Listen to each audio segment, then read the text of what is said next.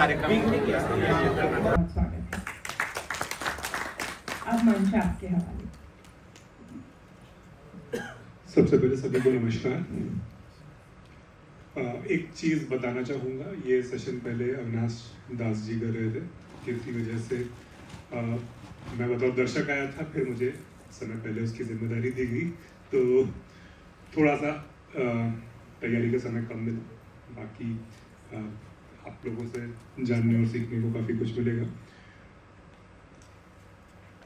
एक शेर है उत्तर प्रदेश के हमारे यहाँ के एक शायर है पवन कुमार, कि न जाने कौन सा कर्ज वाजिब था बुजुर्गों पर, न जाने कौन सा कर्ज वाजिब था बुजुर्गों पर, कि जिसकी किस्त हमारी नस्ल अब तक चुकाती है, कि जिसकी किस्त हमारी नस्ल अब तक चुकाती है।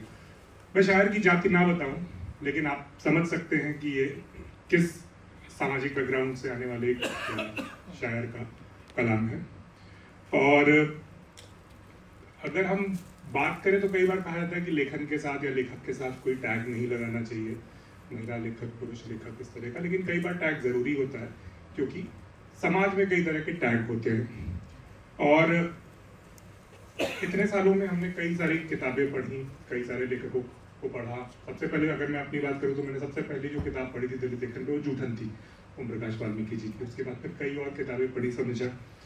और आज हम उस स्थिति में हैं कि जहां हम ये कह सकते हैं जमा होता है वो पानी तो एकदम स्थिर होता है और अपना चेहरा उस पानी में दिखाई देता है। आज भारत में दलित साहित्य आज ऐसा साहित्य है, नाम दलित औरन देने वाला ऐसा साहित्य अभी बना है, जिसका चेहरा हर पानी के ये इसमें छाया में दिखाई देगा।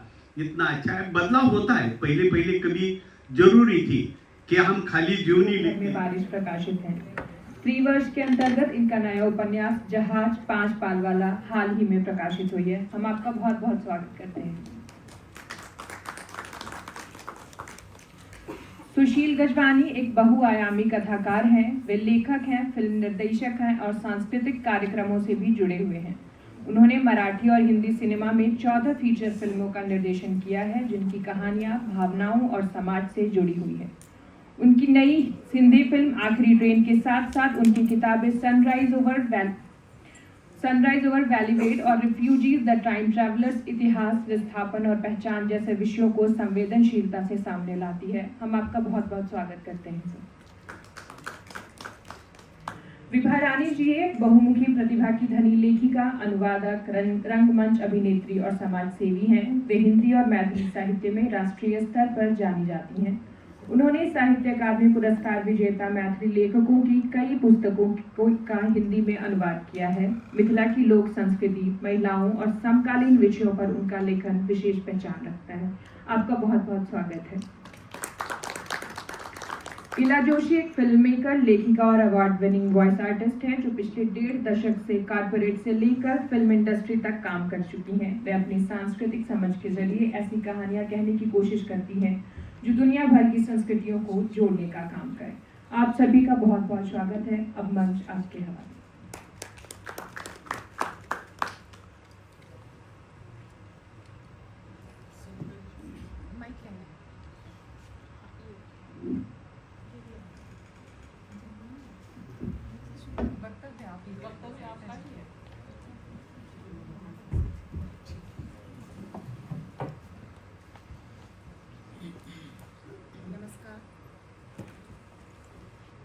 नमस्कार। किताब उत्सव में आप सभी का स्वागत है और राजकमल प्रकाशन के लिए बहुत बहुत धन्यवाद। मनोज ने कहा है कि पहले मुझे नहीं मालूम था कि उपन्यास के कुछ अंश का पाठ करना है। मुझे वक्तव्य देना था, लेकिन उन्होंने कहा है कि वक्तव्य आधा 1 मिनट का, और तो मैं 1 पेज इसका पढ़ूंगी और अपनी जो बातें कहनी है तो वो मैं संक्षिप्त में बता देती हूँ कि ये जो मेरा उपन्यास है जहाज 5 पाल वाला, इसका कथानक 30-40 साल पहले की उन स्त्रियों से संबंधित है जो पिछड़े परिवेश से निकलकर नए सरोकारों से जूझने की छटपटाहट से भरी हुई हैं। चूँकि ये संघर्ष करती स्त्रियां हैं तो इनमें एक विचलन भी है और इनके भीतर एक साहस भी है, लेकिन साहस के साथ साथ कहीं भीतर छुपा हुआ एक डर भी है। ये ट्रेजेडी का शिकार होती हैं, लेकिन इनके भीतर एक कॉमेडी का स्पर्श भी है। समाज से लड़ती भिड़ती, समय से लड़ती भिड़ती, लहूलुहान होती हुई ये स्त्रियां मस्तीखोर लड़कियां हैं दरअसल। और मैंने जिन स्त्रियों के चरित्र को गढ़ने की कोशिश की है वो इस कालिदास के शकुंतला नहीं है, बल्कि महाभारत के शाकुंतलोपाख्यान की वो शकुंतला है जो चक्रवर्ती सम्राट दुष्यंत से संघर्ष करती है, उसमें लताड़ती है और अपनी बात रखती है। और नरेश दुष्यंत से को धिक्कारती हुई, उनको लताड़ती हुई शकुंतला का एक एक वाक्य हम जैसी आधुनिक स्त्रियां, खास करके मेरे जैसी लेखिकाओं की चेतना को झकझोरती है और उन तमाम जो दबाव हैं उनसे मुक्त होने का आह्वान करती है कि जो कुहासे की तरह हमारे अनकॉन्शियस में, हमारी चेतना की परतों में समा गया है। अनकॉन्शियस में, कलेक्टिव अनकॉन्शियस में परत दर परत समाया हुआ है। 21वीं सदी जो है वह हमें अपने पंखों को तौलने का और आजमाने का संकेत कर रही है। एक और इतने सारे संवैधानिक दरवाजे हैं, लेकिन दूसरी ओर वो सनातन व्यवस्था है जिसके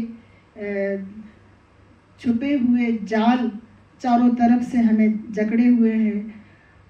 हमारी नागरिकता, स्वाधीनता की हमारी स्वाधीनता की पहचान, हमारी स्वतंत्रता की पहचान, पुराने और नए के बीच में हमारी भूमिका और घर, परिवार, रिश्ते, नाते, ये सब इतने सारे सवाल हैं जो हमें ऐसे चौराहे पर जाकर के खड़ा कर देते हैं, एक असमंजस यात्री की तरह खड़ा कर देते हैं कि हम कौन सा रास्ता अख्तियार करें और किस रास्ते को छोड़ें। लेकिन फैसला तो हम ही को लेना है। और ये जो मेरे उपन्यास की जो स्त्रियां हैं वो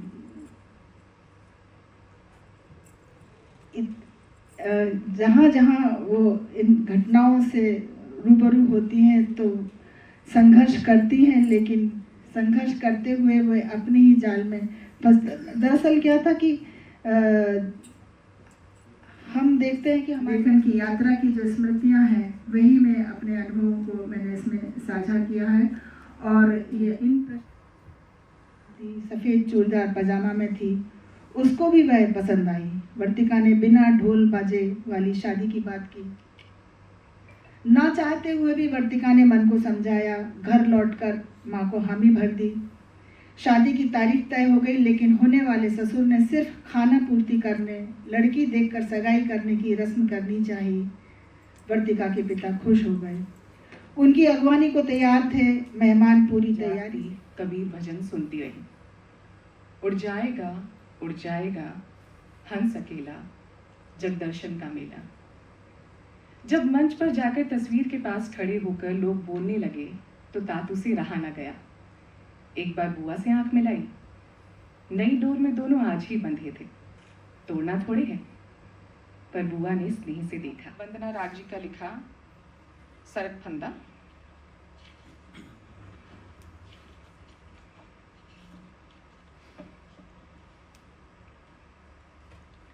बिट्टो की मां ने 1957 में मदर इंडिया फिल्म देखकर नरगिस से मिलने का मन बना लिया था।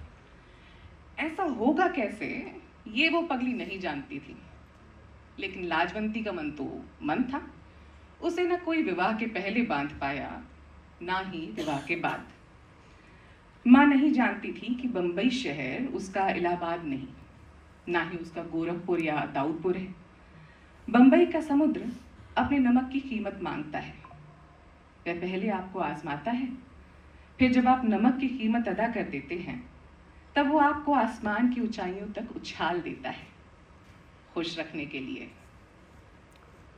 लेकिन नमक की कीमत नहीं होनी चाहिए थी, जैसा बिट्टो के पिता के बापू कहते थे, जैसा बापू ने अंग्रेजों को कहा था और अपना नमक बनाया था। नमक पर टैक्स क्यों? पिता ने 20 बार ये कहानी सुनाने के बाद बिट्टो को गुजरात ले जाकर नमक बनाने वाला दांडी मार्ग भी दिखलाया था, जिस पर चलकर गांधी ने अपने साथियों के साथ समुद्र से निकालकर अपना नमक बनाया था। इसके बाद पिता उसे और माँ को ले छक्कर गुजरात घूमे। बिट्टो के पिता फिर उन्हें पोरबंदर भी ले गए थे। गांधी के जन्मस्थान पर जाकर उनकी आंखें भीग गईं। उस दिन पिता की सार्वजनिक भक्ति पर बहुत शर्मिंदगी महसूस। भीतर का रास्ता नीम अंधेरा है और दोनों तरफ चबूतरे हैं जिन पर बैठकर जूते उतारे जा सकते हैं। मशक और घड़ी रखे हैं। हमें बहुत ही बड़ा कंट्रीब्यूशन है, उनको बधाई। एक बहुत ही खूबसूरत 2 लाइन्स हैं जो मैंने ये 3 किताबें जब पढ़ी है, उससे पहले मैं आपको बता दूं कि मैंने 2 इंग्लिश किताबें लिखी हैं रेफ्यूजीज़ पे, सिंधी रेफ्यूजीज़ पे, सनराइज ओवर वली बड़े, और उसके बाद लास्ट ईयर एक और किताब इंग्लिश में रिलीज हुई, रेफ्यूजीज़ द टाइम ट्रैवलर्स। और उसी दौरान हमने एक सिंधी फिल्म बनाई। मैंने 13 फिल्में बनाई हैं, मराठी में 11, 2 हिंदी में और एक सिंधी फिल्म 14 फिल्म का नाम है आखिरी ट्रेन द लास्ट ट्रेन। और इस फिल्म के प्रोड्यूसर बरखा कुशलानी इस वक्त हमारे यहाँ ऑडिटोरियम में मौजूद हैं।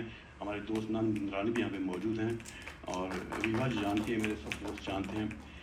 तो ये जो फिल्म है आखिरी ट्रेन द लास्ट ट्रेन, अब दुनिया भर में दिखाई जा रही है, यूएस में, और इसको बहुत अप्रिशिएट किया जा रहा है।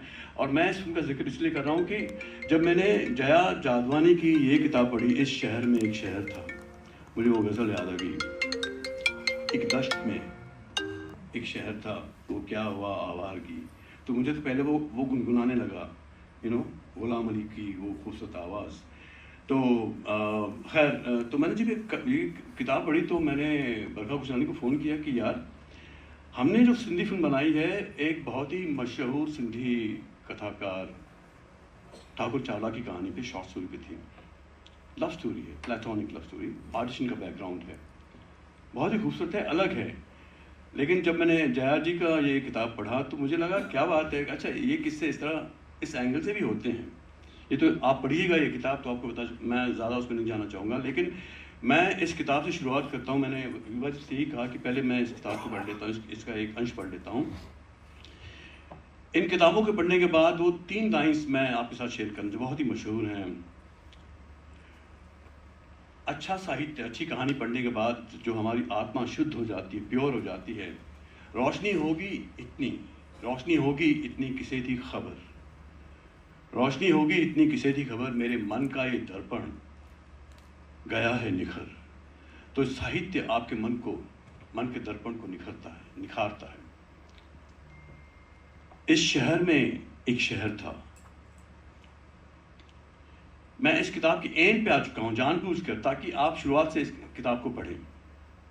ये जनाब हिंदुस्तान से कराची गए, कराची से शिकारपुर समाओ पहुँच गए, और उस घर के सामने खड़े हैं और एक जवान लड़की वहाँ से गुजरती है। तो उनसे पूछते हैं कि भाई क्या यहाँ पे ये फैमिली रहती है? तो कहते हैं हाँ यहीं पे रहती है। तो फिर वो लड़की, अम्मू ये मेहमान हिंदुस्तान से आए हैं, उसने ऊपर माँ को देखते हुए कहा। वो स्त्री गौर से मुझे देख रही है। अब मैंने अपना सिर पूरा उठाया और सीधा उसकी आंखों में देखा। जो देख सकती होगी देख लेगी, जो नहीं देख पाई तो कोई बात नहीं, मैं इस काबिल न होऊंगा कि कोई देखे। हम एक दूसरे को देख रहे हैं। सुनो, हम एक दूसरे को ज़्यादा नहीं जानते, पर मोहब्बत में एक दूसरे को जानने की ज़रूरत क्या है? ये तो अक्सर उसी के साथ होता है जो तुमसे बेवास्ता हो। वैसे भी हम तो इसी मोहब्बत में जन्म लेते इसी में परवान चढ़ते, इसी में फना होते हैं। ये तो हम में उसी तरह है जैसे हवा में हम। मैंने उसे सिर हिलाकर सलाम किया। एक छोटी सी हंसी से उसने भी सिर हिलाया। यही है वो डिम्पल जिसे देखने चला आया हूं हिंदुस्तान से। क्या मैं तुझे याद दिलाऊंगा तो तुझे याद आएगा? शायद आ जाए, शायद ना आ जाए। अंकल, लड़की मुझे बहुत दूर से लौटा लाई। उसने घर की तरफ चलने का इशारा किया। मैंने पैकेट उसकी तरफ बढ़ाते हुए कहा, माँ से कहना कोई उल्लासनगर से आया है आपसे मिलने। आपका नाम? पैकेट लेते हुए उसने एक नज़र ऊपर हैरान खड़ी माँ पे और दूसरी मुझ पे डाली। नंद, मैंने झिझकते हुए कहा। और फिर मैंने आगे कहा, और तुम्हारी माँ का नाम सिंधु है ना? सिंधु? जी आप उन्हें जानते होंगे, तभी तो आप उनसे मिलने आए हैं। चलिए ना ऊपर, आइए ना। मैंने एक भरपूर आखिरी नज़र उस बालकनी पे डाली और विदा का कांपता हाथ ऊपर उठा दिया। यकायक मेरी आंखें भर आईं। मुझे अपना जिस्म सुन्न होता महसूस होने लगा। वापसी का पहला कदम उठाते ही मैं लड़खड़ा गया। मैं उससे बहुत कुछ कहना चाहता था। देखो, मैं मेरे कपड़े गीले हैं। मैं प्रेम के समंदर पे तैर के यहाँ पहुँचा हूँ। समय कहीं नहीं जाता, वो हमें छोड़कर कहीं नहीं जाता, अकेला छोड़कर। समय सदैव हमारे भीतर ही रहता है। तुम अब भी वही हो, उसी रूप में, उसी चिर रूप में। 3 दशक गुजर गए, तुम में से एक क्षण भी होकर नहीं गुजरा।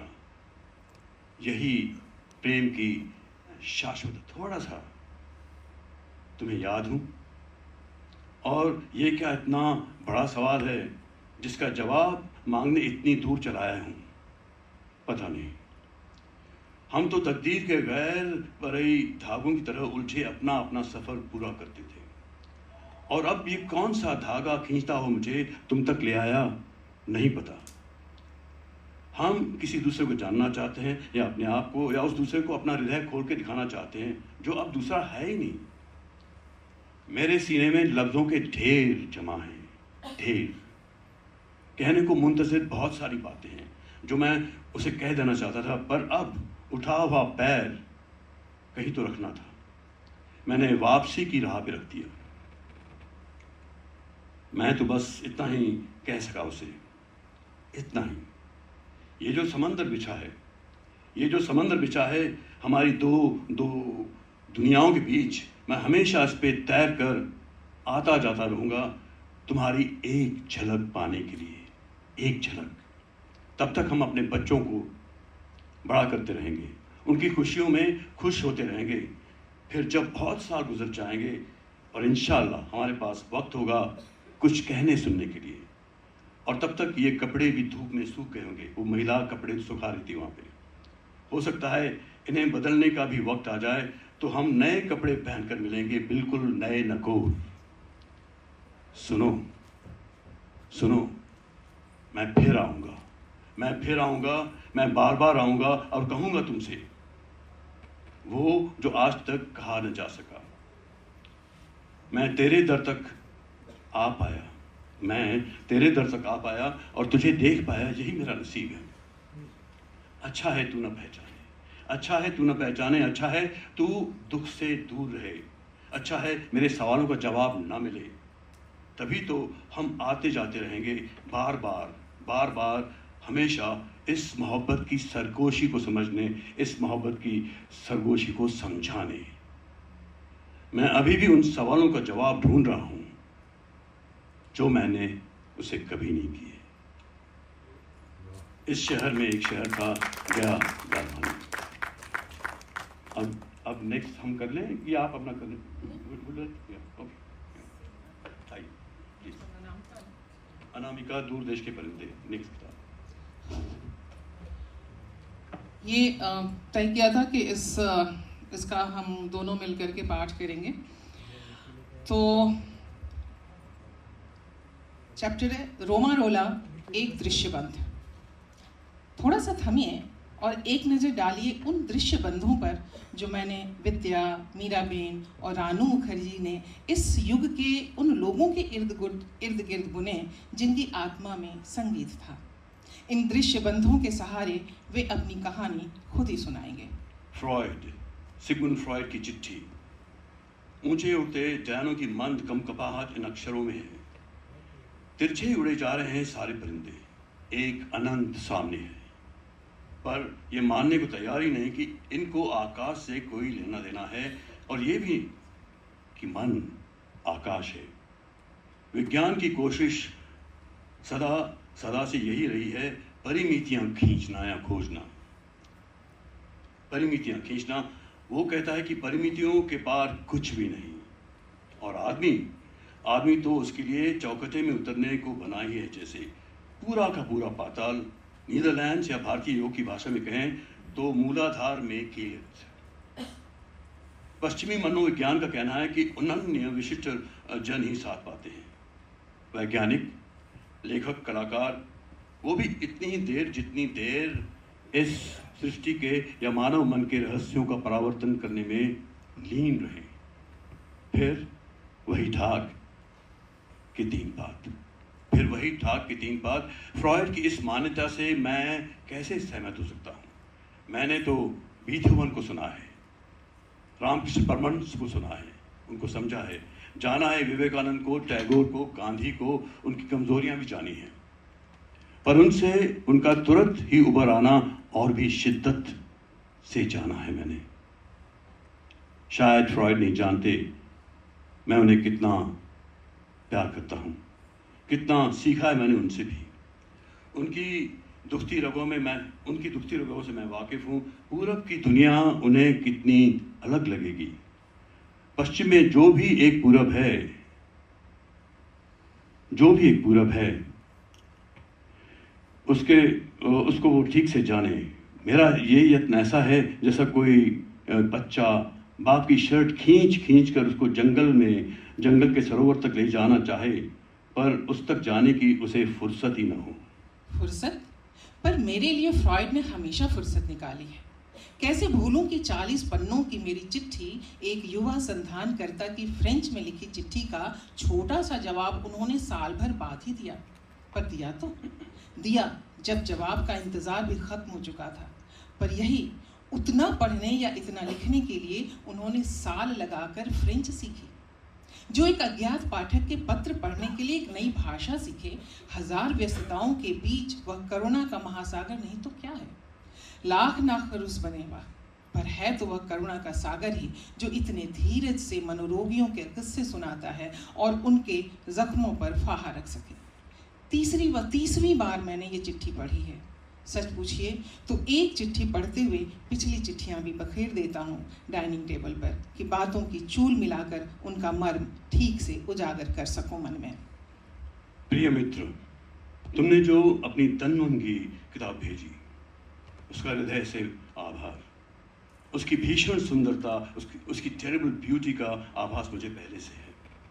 मुझे लगता है कि जो मीठा सा कटाक्ष तुमने अपने समर्पण में किया है, मैं उसके लायक ही हूँ, क्योंकि पत्र में उस प्रश्न का उत्तर देते हुए जो बेवकूफ़ाना अनुच्छेद मैंने लिखा, उस समय लिलुली को तो पूरी तरह भूल ही चुका था, और मुझे ऐसा नहीं करना चाहिए था। सारी सीमाओं, सारे पुलों के पार जाकर मैं तुम्हारा हाथ नरमी से दबाना चाहता हूँ। तुम्हारा Freud, Sigmund Freud. Thanks to the human heart by which we live, thanks to the human by which we live, thanks to its tenderness, thanks to its tenderness, its joys and fears. To me, the meanest flower that can give close thoughts that often lie too deep for tears. आभार मानव हृदय का, जो जीवन का संबल है। आभार उसकी कोमलता का, खुशियों का, भय का, मुझको तो संकेत गहरा देता है। नन्हे से नन्हा मुकुल भी ऐसे विचारों का, जो गहरे हैं आंसुओं से भी, जो गहरे हैं आंसुओं से भी। Thank you. और ये आखिरी किताब, समय बहुत हो रहा है, मुझे पता है दूसरे सारे सत्र हैं, लेकिन हमें जो कहा गया है हम उसे पूरा करने की पूरी कोशिश कर रहे हैं जल्दी जल्दी। तो बस अब ये आखिरी हम 2-3 पन्ने हैं, इसे हम पढ़ रहे हैं। ये है दरियागंज वाया बाजार फतेह खां, सुजाता का उपन्यास। पाकिस्तान नहीं, हमें चाहिए यूनाइटेड इंडिया। दरवाजे की कुंडी बहुत ही धीमे से 3 बार बजी। मास्टर ने दरवाजा खोला। अंदर आओ जल्दी। महनूर भीतर दाखिल हुई और अब्बा को वहां चलने को राजी करने के लिए मौलवी साहब आए हुए थे।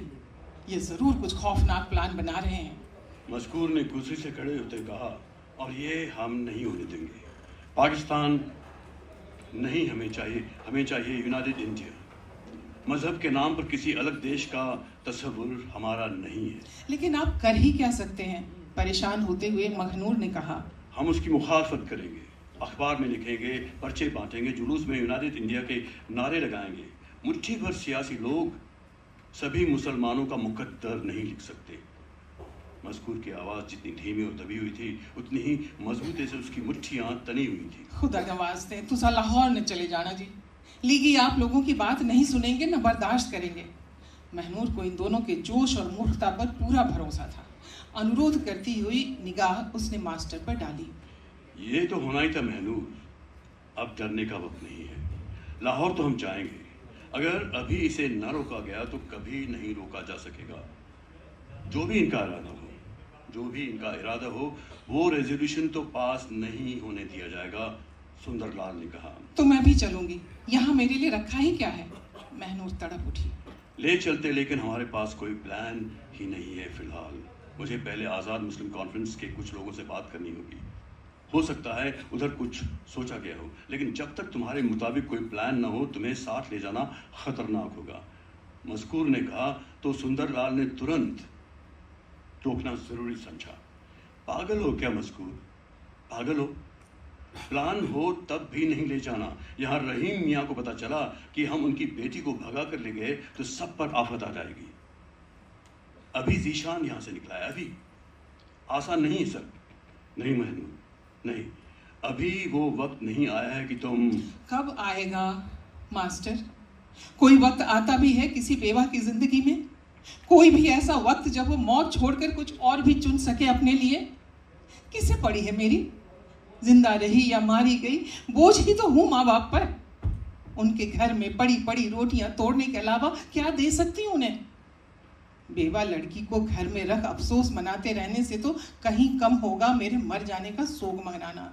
मज़कूर को लगा इस समय दोनों को कुछ पल अकेला छोड़ देना बेहतर होगा।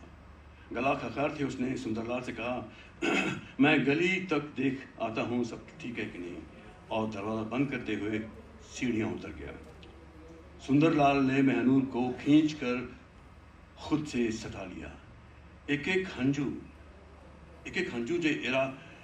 हंजू जे गिरदा पे आए तेरी आँखां तो मेरे दिल खा कर रहा है। कमली, तेरी जिंदगी का कोई मोल है कि नहीं? पूछ मुझसे क्या हाल होता है मेरा जब नकाब हटता है तेरा और नूर ही नूर फैल जाता है मेरी जिंदगी में। पूछ मुझसे कि जब तेरे लब लरसते हैं तो मेरी धड़कनें कैसे बेकाबू हो जाती हैं। तेरी नाक का लौंग लश्कार मारता है तो मुझे याद आता है कि कैसे ये मेरे सीने के बालों में उलझता है और फिर गड़ जाता है। ऊपर देख मेरी बहन, ऊपर देख। देर तक सुंदर उसकी आंखों में जाने क्या ढूंढता रहा। शायद वही हिरनी जो निशंक कुलांचे भरती है जंगल में, लेकिन अनजान आहट से डरकर दुबक जाती है और भूल जाती है अपना जिंदा होना। कहाँ हो आप? महनूर ने टोका। जंगल में भटक रहा हूँ एक हिरनी के पीछे। अभी लगता है कोई आहट क्या मेरी सांस भी पहचानती है और कभी मुझी से अजनबी हो जाती है। मुझे ले चलो मास्टर। तुम्हें लगता है वापस नहीं आएंगे? मैं वापस नहीं आना चाहती, लेकिन आप मुझे किसी लायक नहीं समझते। तुम मुझसे ज्यादा काबिल अब बहकाने वाली बात है कि जी। सच है, तुम वहाँ क्या करोगी? सब कुछ। मैं पर्चे बांट दूंगी खवातीन के बीच। मैं लाहौर के किसी लड़कियों के स्कूल में पढ़ा लूंगी। उसे अचानक लगा वो न जाने क्या क्या कर सकती है, उसे सब बता देना चाहिए। मैं झंडे सिल दूंगी, मैं नारे की तख्तियां लिख दूंगी। सुंदरलाल उसे सिर्फ देख रहा था कि यह तड़प क्या है, किस कदर है, इसकी हद क्या है। मैं फिरंगी की गोली खा लूंगी, कुर्बान हो जाऊंगी इस देश के लिए। औरत के लिए बनाई गई बंद छोटी सी दुनिया में घुट घुट कर मर जाने के लिए मुझे मजबूर ना करो मास्टर। खुदा के लिए रहम मत खाओ, दोस्ती निभाओ। और आंसुओं की धार सुंदरलाल के कुर्ते को भिगोती रही। उसने कसकर महनूर को बाहों में बांध लिया। बहुत तेज बाढ़ थी, सब बहे जा रहा था। गहरी गहरी जमी हुई जड़ें उखड़ रही थी, चट्टानें टूट रही थी, और उस बाढ़ में दोनों कसकर एक दूसरे को पकड़े हुए सब थमने का इंतजार कर रहे थे। सब ठीक हो जाए तो जल्द मैं तुझसे शादी करूंगा महनूर। बिना शादी की क्या कोई साथ के कोई माने नहीं? क्या शादी के साथ मानी नहीं? बेवा हूँ, यह मुझ पर एहसान होगा। वो मुझ पे नेमत होगी। शादी करके आप भी घर की चारदीवारी में कैद नहीं कर देंगे? नहीं। आपको नहीं लगेगा कि मैं शौहर हूँ और बीबी को मेरे आराम का ख्याल रखने के लिए घर में रहना चाहिए? नहीं महनूर। आप दुनिया बदलेंगे, अखबार में लिखेंगे, नारे लगाएंगे, और मैं बूहे पे खड़ी होकर आपकी राह तकूंगी? नहीं महनूर। तो फिर क्या मास्टर? दरवाजा खुला और मजकूर अंदर आ गया। महनूर, तुम्हें निकलना चाहिए, एक पल लगा उसे संभलने में। मास्टर, दरवाजे से निकलते निकलते महनूर ने मुड़ करके देखा कुछ सेकंड के लिए, और आगे उससे कुछ कहते ना बना। वो सीढ़ियां उतर गई। बन्ने खां की छत्ता हवेली के पीछे सुनसान में पहुंचकर बुर्का उतारा। झाड़ी के पीछे से कुछ आवाज हुई। महनूर ने ध्यान से देखने की कोशिश की, लेकिन वहां कुछ भी नहीं था। सोचा शायद कोई बिल्ली होगी, और चुन्नी ओढ़कर बाजार के पीछे से घर की गली में मड़ गई। दरवाजे में घुसते ही अम्मी के मेहंदी से लाल हाथ पीठ पर जोर से आकर पड़े। 1000 दफे तैनू आख दिया कि बाहर न घुमा कर, जरा किसी ने कुछ कह दिया तो फरजाना का रिश्ता भी टूट जाएगा। एक और धौल पड़ा पीठ पर। बेशरम, मना मुराद, रोना भी नहीं फूटता इसका, मेरे ही हाथ टूट जान दे। महनूर अंदर चली गई। बहुत बहुत धन्यवाद। Thank you so much. Thank you.